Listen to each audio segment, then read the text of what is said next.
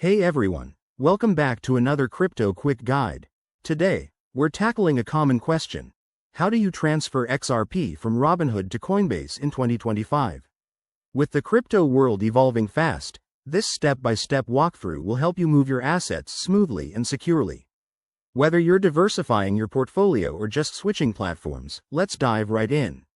First off, before you start, make sure you have verified accounts on both Robinhood and Coinbase. In 2025, regulations might have tightened, so double-check for any new requirements like two-factor authentication or specific network compatibility for XRP, which runs on the XRP ledger. Step 1. Open your Robinhood app or website and log in.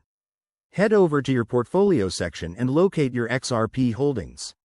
This is where you'll initiate the transfer. Step 2. Select the Withdraw or Transfer option for XRP.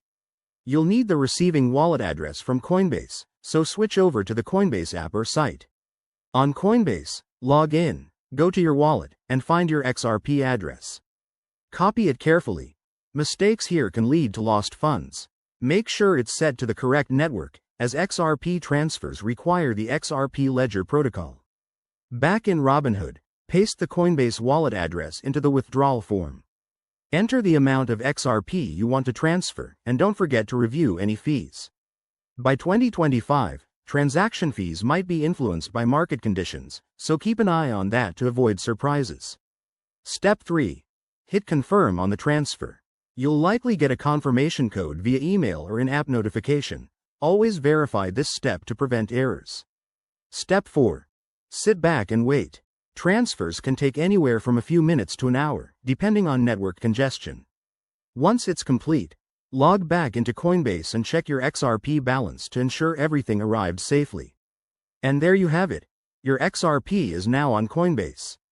Remember, crypto transfers involve risks like market volatility and potential fees, so always proceed with caution. If you found this helpful, give it a thumbs up and subscribe for more tips.